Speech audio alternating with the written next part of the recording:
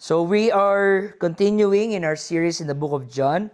And now we will read John chapter 1, verse 4 to verse 9. So the Bible says in John 1 verse 4, "In him was life, and the life was the light of men. And the light shineth in darkness, and the darkness comprehended it not. There was a man sent from God, whose name was John. The same came for a witness, to bear witness of the light, that all men through him might believe. He was not the light, but was sent to bear witness of that light. That was the true light, which lighted every man and cometh into the world." So tonight, our topic will be Christ, the eternal light. Christ, the eternal light. So last week, we have learned about the Christ, the eternal creator, from John chapter 1, verse 2 to 3. Naintindihan natin that Christ is the uncreated creator. Siya ang manlilikha na walang lumikha sa Kanya.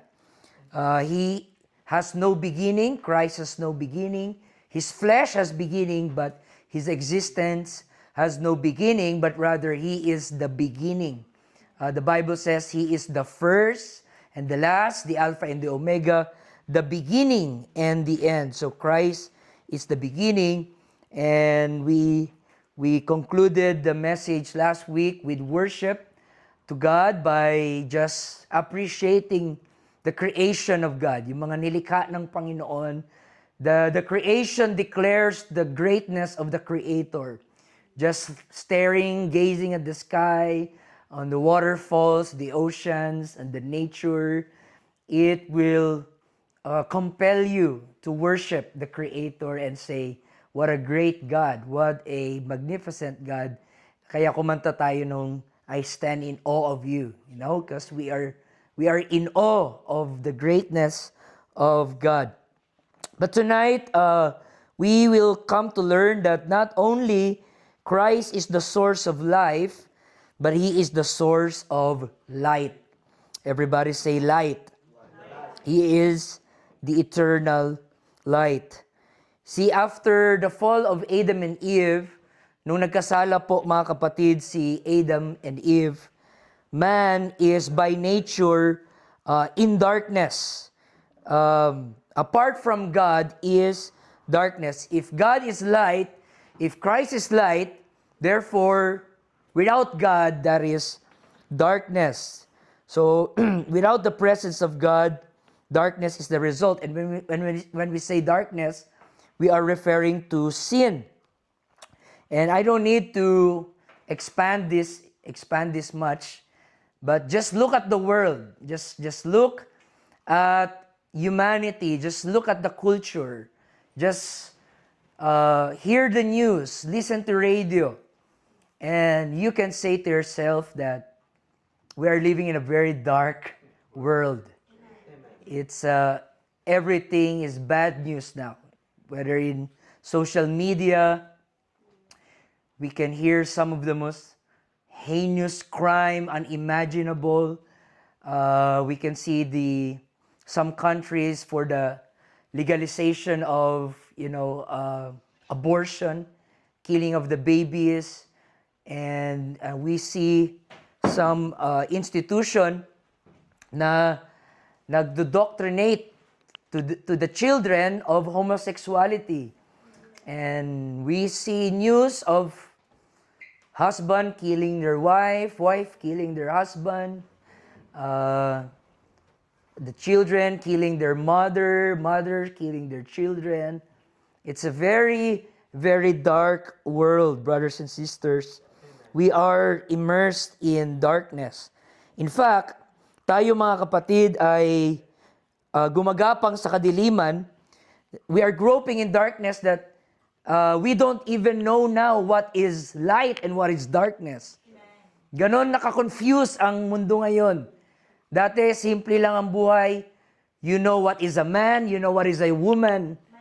But now, There's layers of choices now. There's so much confusion in the world.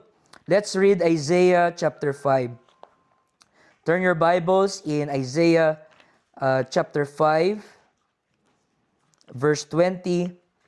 The Bible says, "Woe unto them that call evil good and good evil, that put darkness for light and light for darkness, that put bitter for sweet and sweet for bitter." So, the world is trying to reverse the order of God. Yung sinabi ni Lord na tama, sa mundo mali. At yung mali, yun ang tama.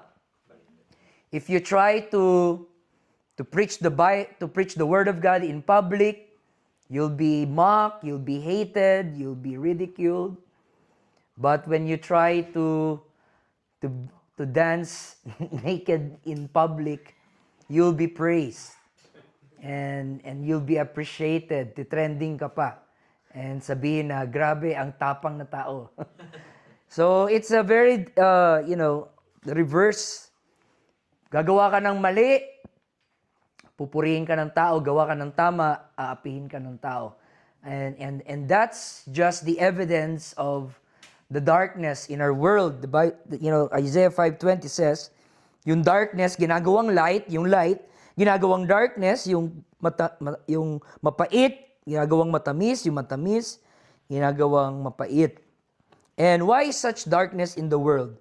Why such darkness? Let's open our Bibles in 2 Corinthians chapter 4, verse 4. And this is the reason bakit po laganap ang kasamaan at kadiliman sa mundong ito. 2 Corinthians 4:4, "In whom the God of this world," pay attention, small letter G, "the God of this world hath blinded the minds of them which believe not, lest the light of the glorious gospel of Christ, who is the image of God, should shine unto them." So why is there so much darkness in the world? Because Satan is governing the world temporarily. He is the God of this world, small letter G. Sinabing small g, hindi talaga siya yung totoong God. Lang siya, impostor. And he dominates the world through deception. Why? Bakit ang mga lalaki gusto maging babae? Bakit ang mga babae gusto maging lalaki? Sabi ng iba, kasi scientific explanation. Sabi ng iba, hereditary. Sabi ng iba, may nakain kasing manok na bakla. May mga ganong mga conclusion na meron daw klase ng meat na nakakabakla. Sinisi pa sa manok, mga kapatid. But why are there so much this homosexuality, greed, and all kinds of sin? Only the Bible can answer that. And the Bible is clear, straightforward, because the God of this world hath blinded their minds. And their minds were darkened. That's why pag merong mga taong ganito, we look on them with patience and pity and understanding, because it's the result of Satan. Satan is behind it. There's no psychological explanation. There's no scientific explanation.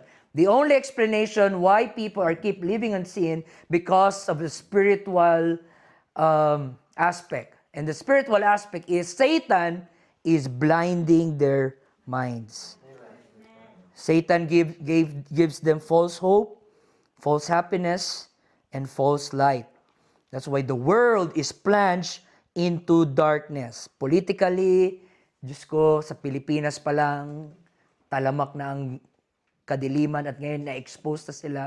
Morally speaking, we are in total darkness. There are some part in America where they banned Bible in the school. Bawal ang Bible sa school. And they give free contraceptives for the young people. Moral perversion, moral depravity. Because we are in a very dark, evil, and wicked world. Nonetheless, the prophet Isaiah saw a vision. Isaiah chapter 60. Let's go back to the Old Testament. And this is what the prophet Isaiah saw. Isaiah chapter 60 verse 1. It says, "Arise, shine, for the light is come, and the glory of the Lord is risen upon thee.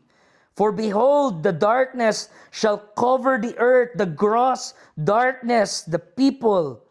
But the Lord shall arise upon thee, and his glory shall be seen upon thee. And the Gentiles shall come to thy light, and the kings to thy brightness of thy rising. Lift up thine eyes round about and see, all they gather themselves together. They come to thee, thy sons come from far, and thy daughters shall be nursed at thy side." We are living in a dark world. Nonetheless, there is a prophecy. A light is coming. A light is coming. And 100 years later, after ng prophecy, ito po yung sabi, Matthew chapter 4. Matthew chapter 4 verse 16. I think let's start with verse 12. Matthew 4:12. "Now when Jesus had heard that John was cast into prison, he departed into Galilee. And leaving Nazareth, he came and dwelt in Capernaum, which is upon the seacoast in the borders of Zebulun and Nephthalim, that it might be fulfilled which was spoken by Isaiah the prophet, saying, the land of Zebulun and the land of Nephthalim by the way of the sea beyond Jordan, Galilee of the Gentiles." So here's the comment of the people when they saw Jesus. "The people sat in darkness, they saw great light. And to them which sat in the region and the shadow of death, light sprung up." Hallelujah. During the time nung dumating si Jesus, Israel was in a spiritual darkness. They were not worshiping the God whom Abraham serves. And they are also in political darkness. They were under the Roman colonization. But the Bible says, nung dumating si Jesus, the light has come. And they saw the great light. Hallelujah. And this is what is highlighted in John, going back in John chapter 1, verse 4 to verse 9. Dito na highlight, mga kapatid, gaano kadakila ang liwanag ng ating Panginoon. So, I'm going to give you 3 things that we learn from this text in John 1, verse 4 to 9. Una, we will talk about the possessor of light. The possessor of light. Second, we will learn the power of the light. And thirdly, we will learn the proclamation of the light. So yan yung tatlong bagay na tututukan natin. Tigi isang oras kada. Joke lang, magalit na yung asawa ko, mga kapatid. So let's first talk about the possessor of the light. John 1:4. "In him was life, and the life was the light of man." What does it mean? It means you cannot separate life and light. You can't separate it. We can see that in Genesis 1. "In the beginning, God created the heaven and the earth was without form and void, and darkness was upon the face of the deep, and the Spirit of God moved upon the face of the waters." Anong sunod nangyari? "And God said, let there be light." Light and life always come together. They are inseparable. That's why here, ang sabi dito, "In him was life, and that life is our light." Hindi lang si Kristo ang source ng buhay, siya rin ang source ng liwanag. And I'm sorry to tell you, anything that you do that is not about Christ and for Christ and in Christ, that's darkness. Kahit matalino ka pa, even though you're educated, if you don't know Christ, you are darkly educated. Yeah. You're not educated at all because light only comes through the knowledge of Jesus Christ. Let's read some Old Testament text here. In Psalms chapter 36.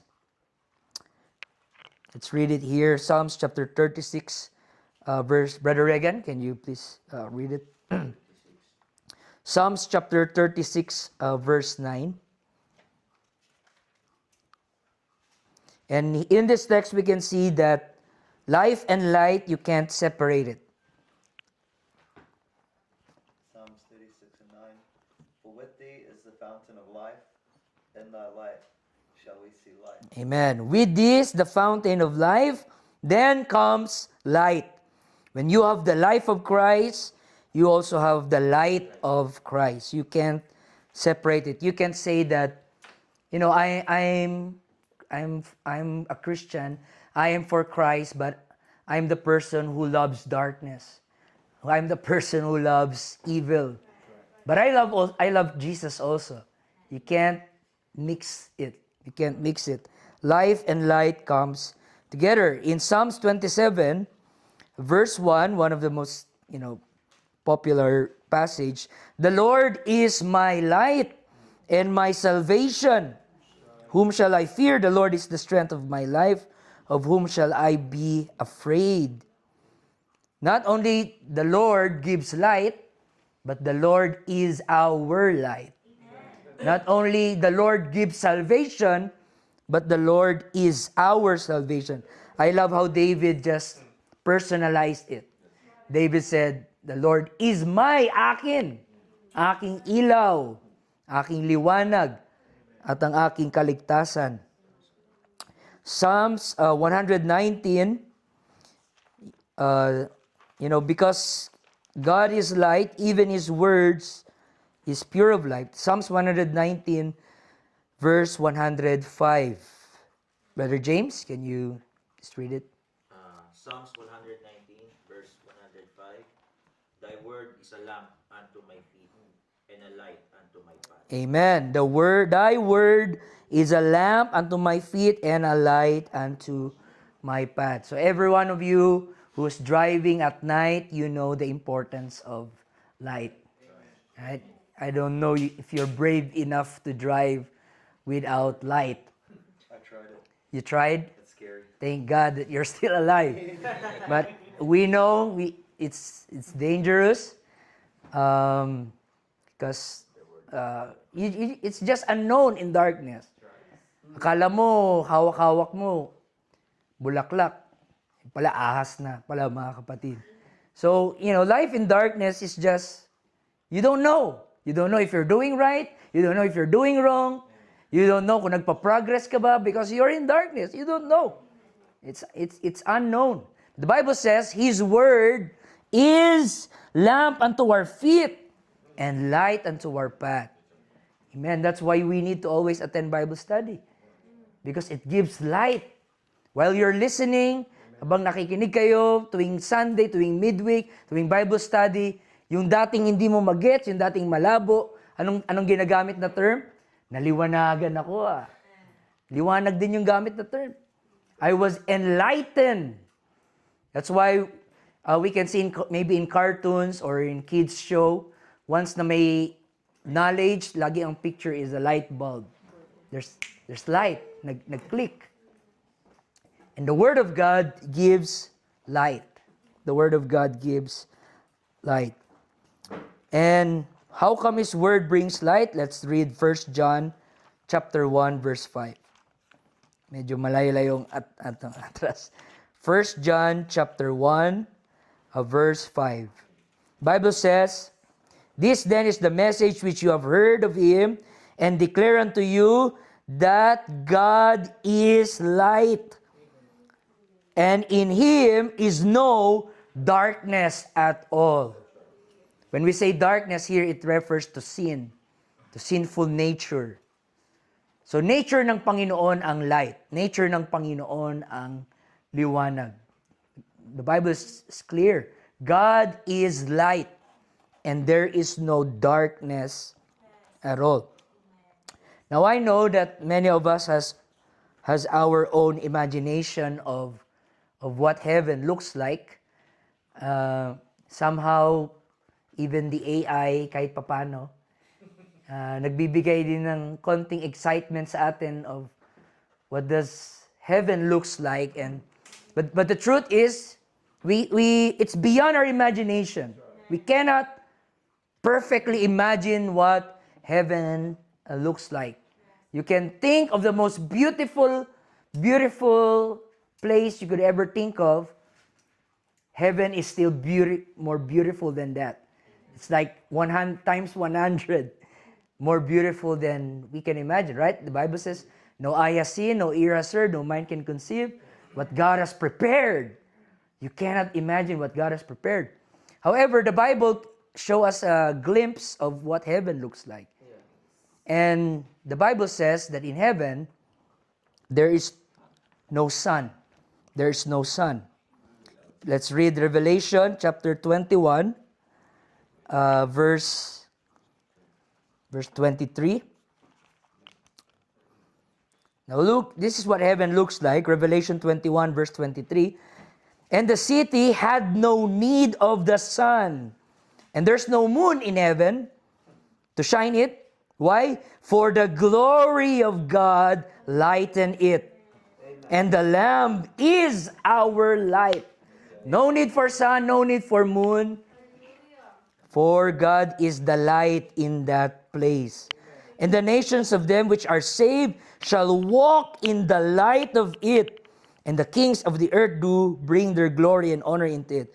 And verse 25, and the gates of it shall not be shut at all by day. Now here's the exciting thing. There is no night in heaven. There's no night. It's always good morning. Always God morning in heaven. Revelation 22 verse 5, and there shall be no night there. There's no need for candle, or if in modern term, there's no need for electricity there, no need for fluorescent light, no need for bulb, neither light of the sun, for the Lord giveth them light. God is our light. I'm excited about heaven. Praise God. What would heaven look like? Now, when Jesus was here on earth, He's the God manifested in the flesh, and He embodies the light of God. Siya po, mga kapatid, ang liwanag ng Diyos. Nung si Kristo po ay naparito. Basahin natin ang John chapter 8, verse 12. Brother Camilo, can you read? Pwedeng Tagalog? Yeah, John 8:12. Muli ngang nagsalita sa kanila si Jesus at sinabi, Ako ang ilaw ng sanlibutan. Ang sumusunod sa akin ay hindi lalakad sa kadiliman, kundi magkakaroon ng ilaw ng kabuhayan. Amen. This is one of the 7 I ams declaration of Jesus. And Christ says, I am the light of the world. He didn't say, I am a light. He says, I am the light. I am the light. And Jesus didn't say, I am the light of Israel. I am the light of Capernaum. I am the light of Europe. Jesus says, I am the light of the world. I am the light of the world. And in Him, Bible says, in Him, he that followeth me, if we follow Christ, you shall not walk in darkness, but you shall have the light of life. What a privilege to be a Christian, right? The unbelievers, their life is just confused. They're confused. They don't know what will happen when they die. They don't know what to do when there's trials, so they do some kind of all human efforts. Other goes to gym, other goes to yoga, other goes to swimming, to sports, to bike adventure. They do all kinds of human efforts just to find direction in their life. But still, there's still that emptiness in their hearts that remains unsatisfied. But Jesus said, if you follow me, you will not walk in darkness. Pag sumunod ka sa akin, hindi ka nalalakad sa kadiliman. Praise God. What a promise. 2 Corinthians chapter 4, verse 6. Let's hear it. For God commanded the light to shine out of darkness, hath shined in our hearts to give the light of the knowledge of the glory of God. Saan nakikita yung light? In the face of Jesus Christ. So every time they saw Jesus, they saw the light. Jesus is the light of God. That's why sabi ni Jesus sa John 14:9, if you have seen me, you have seen the Father. For the Father is light, and I am the embodiment of that light. I am the manifestation of the invisible God, the image of the invisible God. John 10:30, ano sabi? Ano yun, Brother DJ? Kala ko I and Sister Jane. I and my Father are one. Nakita mo ko, nakita mo na yung Ama. Kasi si Jesus Christ ang liwanag ng Diyos. He is the light of God. So Christ is the possessor. Yun yung una nating pinag-usapan. He is the possessor of the eternal light. Now let's go back to John chapter 1 verse 5. Let's talk about the power of this light. The power. Sabi dito verse 5, and the light shineth in darkness, and the darkness comprehended it not. Sa ibang translation, and darkness cannot prevail over that light. And darkness cannot overtake that so great light. So not only, mga kapatid, Jesus is the possessor of light, but Jesus is the defeater of darkness. Siya ang tumatalo sa kadiliman. He triumphs over darkness. He conquers over darkness. He dispels darkness. He defies darkness. So if you want to defeat that darkness in your life, some people will go to psychiatry.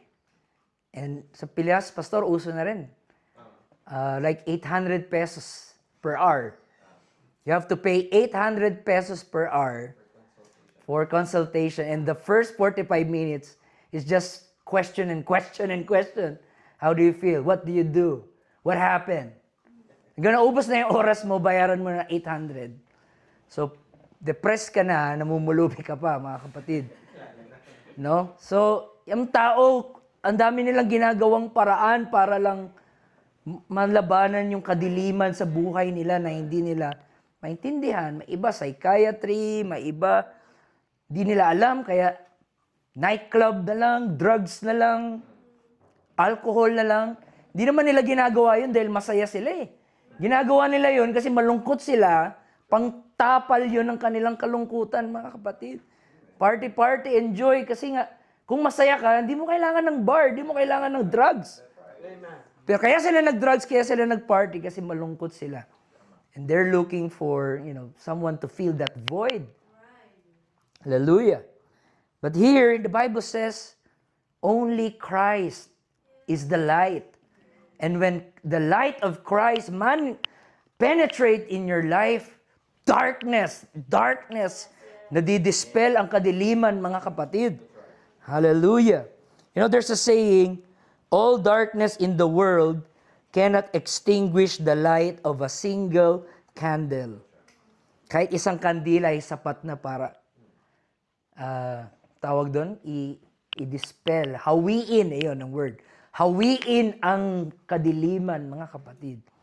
Praise God. So, salvation is God delivering us out of darkness. That's salvation. Simple term ng salvation, I was in darkness, but God rescued me from that darkness. So dati, nasa kadiliman, kumakapa sa dilim, di mo alam ang buhay mo, di mo alam ang direksyon mo, routine lang ang buhay mo, kumain, matulog, mamatay, yun lang ang alam mo. Hallelujah. But now you have heard the gospel, you were lightened. That life is more than job, life is more than career, life is more than work. Life is worshiping the Creator. Life on earth is preparing for the life to come. You understand that? Now let's read in Psalms. Let's go back to Old Testament.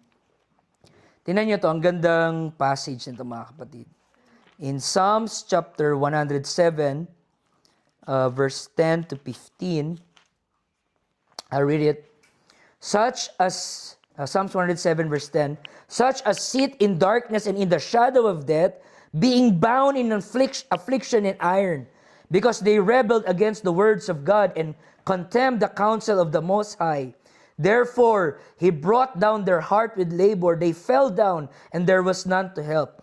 And they cried unto the Lord in their troubles, and he saved them out of their distresses. Now, verse 14. He brought them out of darkness and shadow of death, and break their bonds in asunder. Oh, that man would praise the Lord for his goodness and for his wonderful works to the children of men. That's our story. When we didn't know God, we thought we were in light, but the truth, we were in darkness. Brother Reagan can testify the story of his life from darkness to light, and even his testimony can be a series because it's a long testimony. A novel. Yeah, it's a novel. If he can put it in detail one by one. But look at him now. This is the grace of God. This is the testimony of the grace of God. And such, all of us. Such were some of you. Mukha ni DJ talaga. Halatang galing din yung you know, we can't act like we were somebody. We were nobodies. We were people in darkness. But God brought us out of that darkness. That's why we ought to praise the Lord, mga kapatid. Micah chapter 7, verse 8. Alam na natin to, mga kapatid. Rejoice not against me, O mine enemy. When I fall, I shall arise. And then, when I sit in darkness, the Lord shall be a light unto me. Hallelujah. I have my dark times. I have my dark days. And during those dark days, I want to tell you the truth. In your darkest days, ang number one na hindi mo maasahan kamag-anak mo. And that's the reality. It's just life. Kasi may darkness din silang pinoproblema. Tapos bakit pa nila po problemahin yung problema mo? Sometimes, the people who are there for you ay yung hindi mo ina-expect. They will be there for you. The least person that they will be there for you. But the truth is, mga kapatid, even in our, season of discouragement or season na parang dry season, God is faithful. Amen. He is our light in the middle of that darkness. While we were in that darkness, we can hear the still small voice of God. And God is still saying, I love you. Andito ako, di ako nagbago. Huwag ka na masyadong OA dyan. Love kita. Pero ikaw, wala gusto mo pa rin ng something special effects na No, but God has always been, when I sit in darkness, the Lord has been my light. Hallelujah. In New Testament, here's a beautiful pagkaka-describe, no? Colossians chapter 1, verse 13, sabi dito, who hath delivered us from the power of darkness and hath translated us. In other word, it is conversion. He had converted us into the kingdom of His dear Son. So we were before under the power and the kingdom of darkness, but He translated us, inilipat tayo sa kingdom of light, in the kingdom of Christ. And one more, we know this, 1 Peter chapter 2, verse 9. Hallelujah. Beautiful, beautiful passage. But you are a chosen generation, a royal priesthood, a holy nation, a peculiar people. Now watch, that you should show forth the praise of Him who called you out of darkness into His marvelous light. Hallelujah. Dating mga drug addict. Drug addict yan eh. Halata naman eh, no?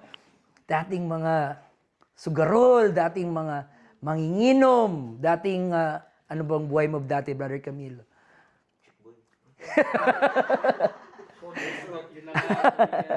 Sabungero. Tanggero, di ba mga kapatid? Hallelujah. Nakita naman kasi.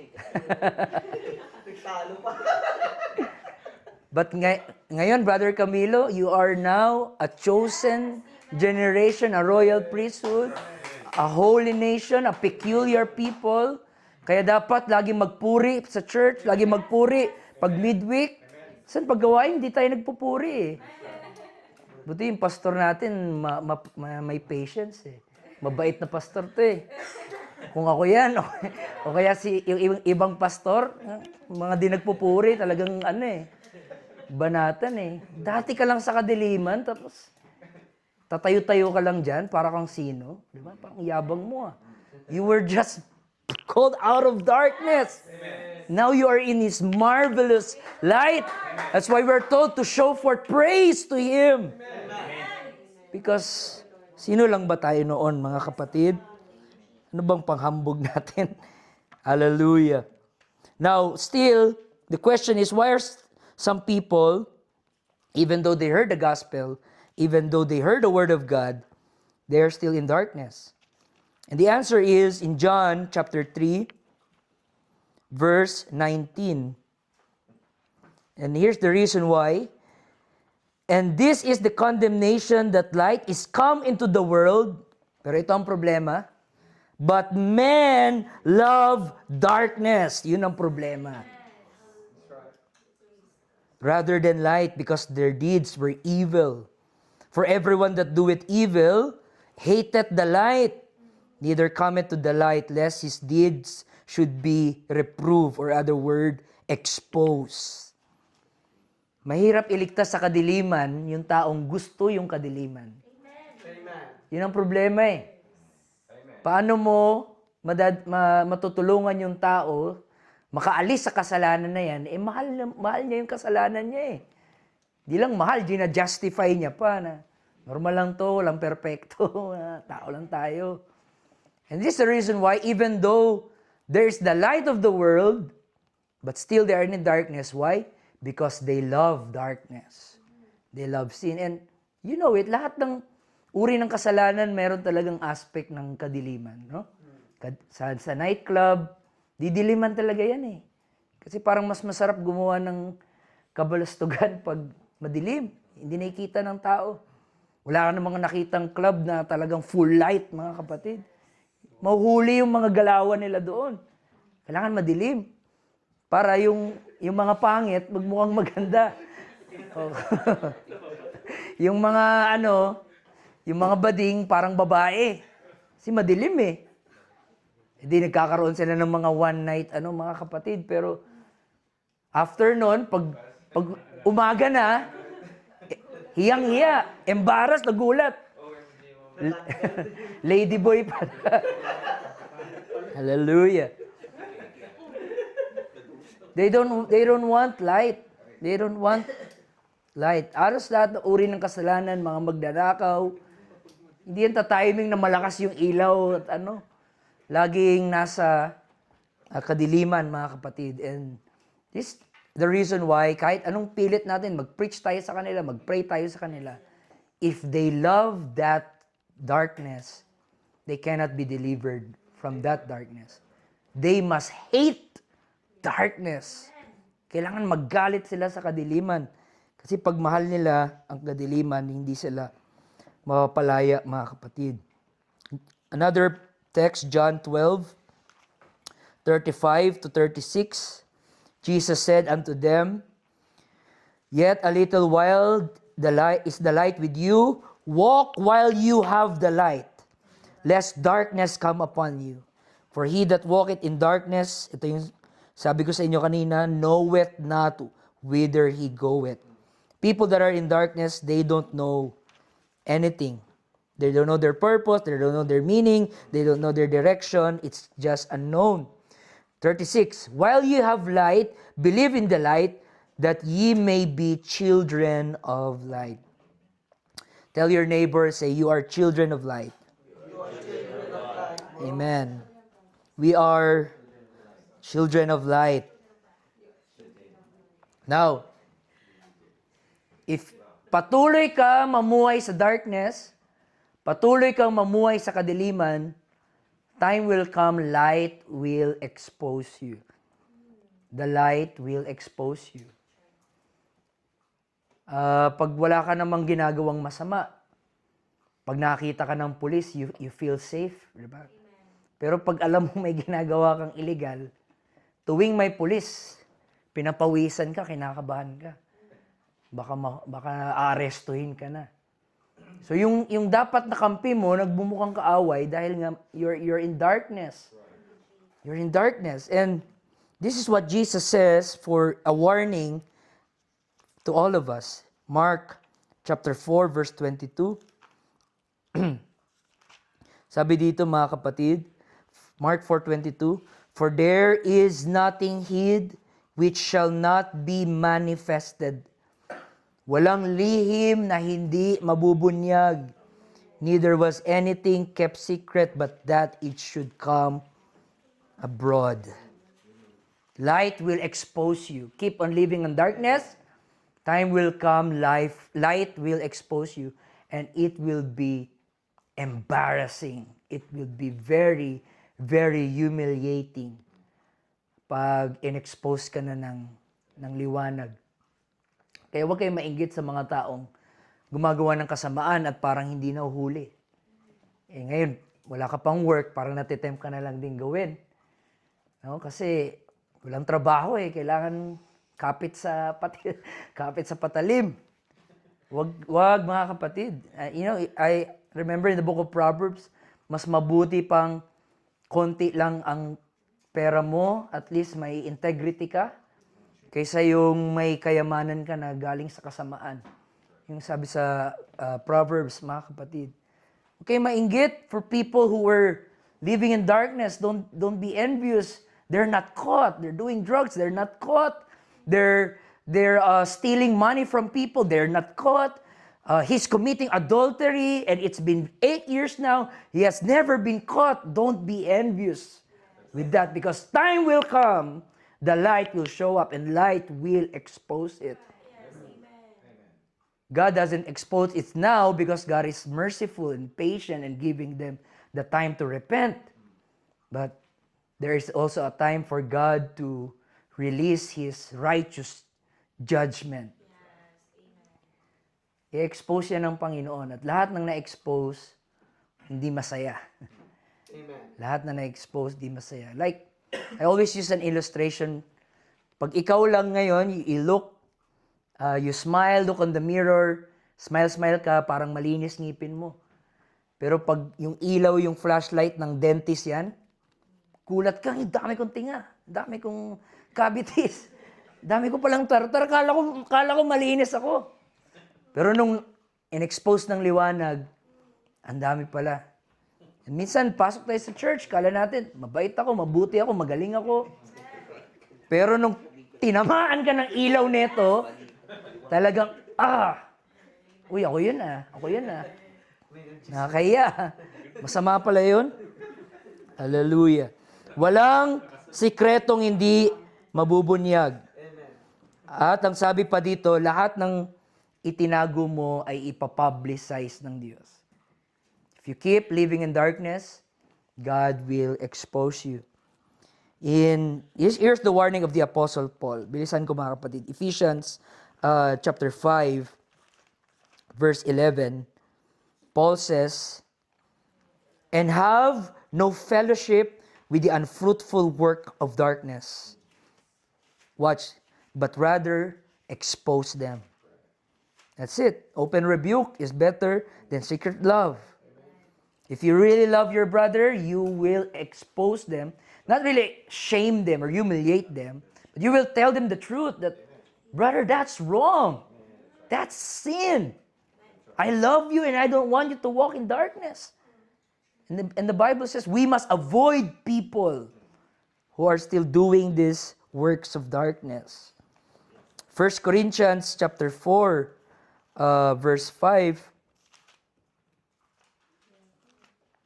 Bible says, 1 Corinthians 4:5, therefore judge nothing before the time until the Lord come, and He both will bring to light the hidden things of darkness, and will make manifest the counsel of the hearts, and then shall every man have praise of God.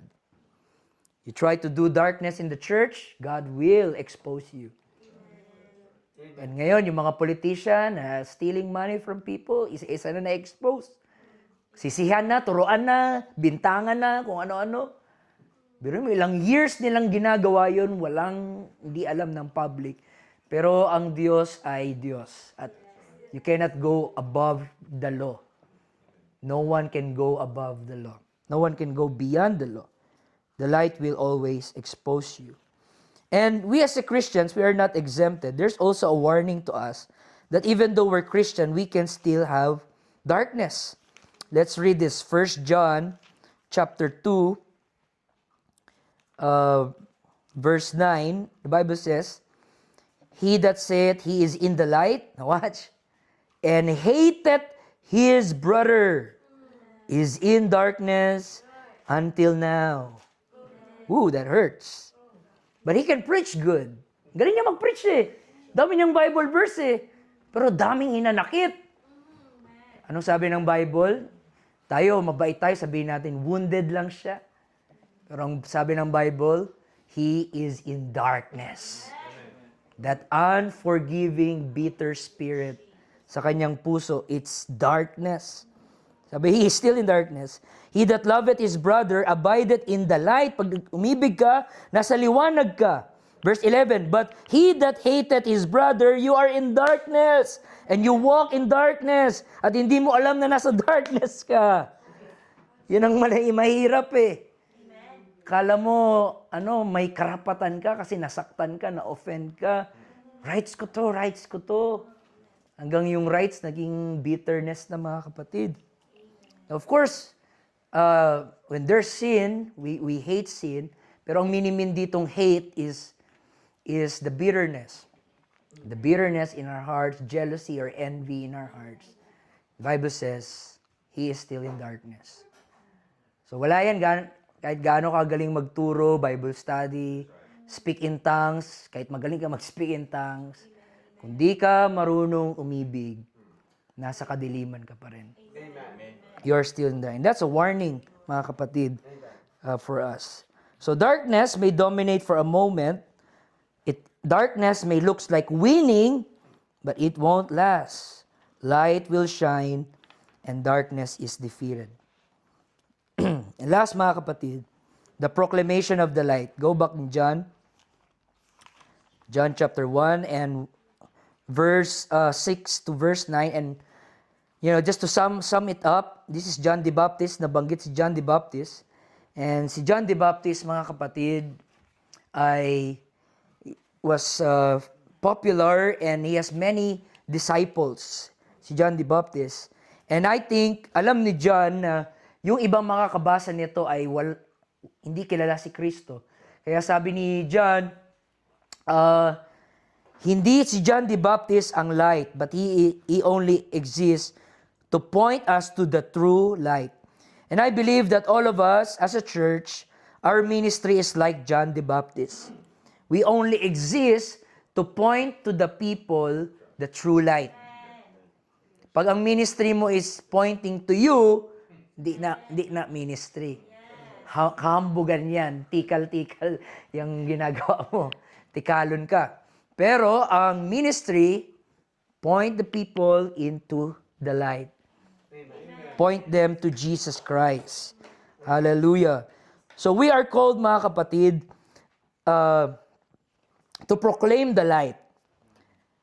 Hindi tayo yung light, pero tayo yung nagre-reflect ng light. Hindi tayo yung source ng light, we are simply reflectors of that light. You know, alam natin ng reflector, wala namang ilaw yan eh. Pero pag nailawan, kala mo umiilaw din eh. Pag wala na ilaw, wala na pala yun. Reflector lang pala yun. And same thing with us. We are not the source of holiness. We're not the source of everything that we can do. We simply reflect.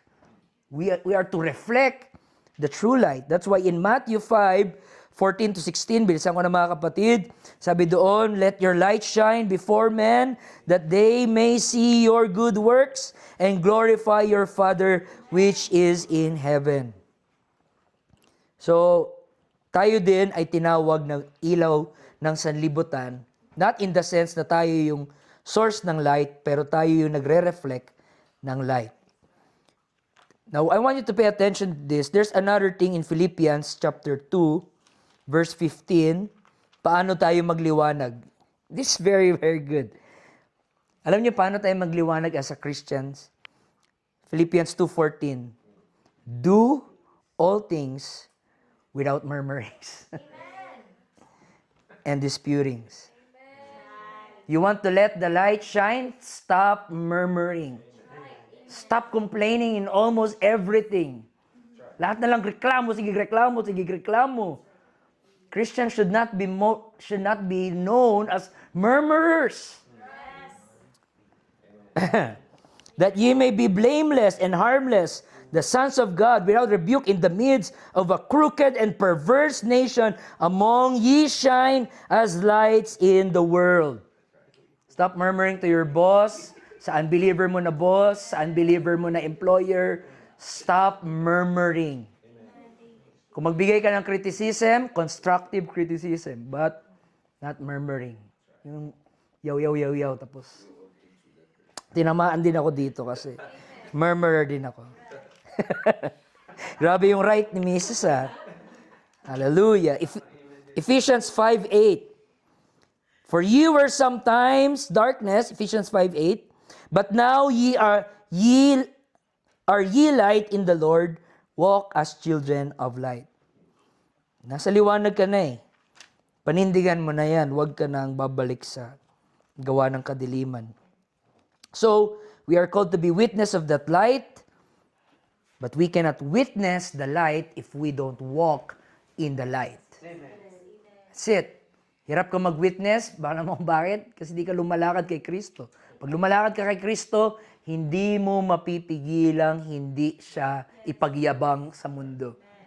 Kahit mahiyain ka, introvert ka, mahiyain to the highest level ka, Brother James, pag talagang in love ka kay Jesus, hindi mo mapigilan i-proclaim yung kanyang pangalan, mga kapatid. So we are called to proclaim the light. So in summary, Jesus Christ is the possessor of the light because we come to know Him. Jesus Christ is the light that vanquished darkness. Dahil na-experience natin yon, He delivered us out of darkness into His marvelous light. And now, anong gagawin natin as a Christians? Let's proclaim the light. Let us reflect the light both in our message and in our actions, in our lifestyle. Testify the light.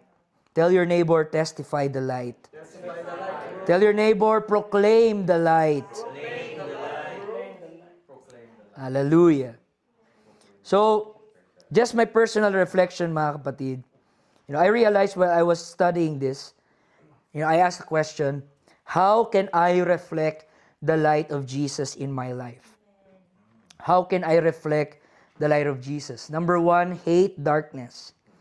You have to hate darkness. You have to hate sin. They that love the Lord hate evil. Yun sabi sa Psalms. Kailangan galit ka sa kasalanan. Hindi ka dapat masaya sa kasalanan. Merciful tayo, forgiving tayo, pero galit tayo sa kasalanan. We must hate darkness.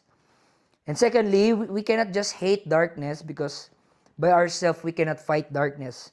Secondly, we need to come to Christ. we need to come to Jesus Christ. You can't fight darkness alone. You need to come to the light. And thirdly, you need to walk in the light. How do we walk in the light? We study the Word. We study the life of Christ. We worship Him. We pray. We obey His words. We apply Him. Lahat ng isip natin laging, paano kaya to hinandle kung si Jesus to? Paano ba to i-handle ni Jesus? Paano ba si Jesus mag-isip? Paano ba si Jesus kumilos? Yun yung lodi natin eh. Yung idol natin eh. Walang iba eh. And lastly, number 4 as I close, never go back to darkness again. Never go back to darkness. Don't go back to the life of misery. Don't go back to that depressing, empty life. Don't go back to darkness, my brothers. We have already found Christ, the true light, the light of the world.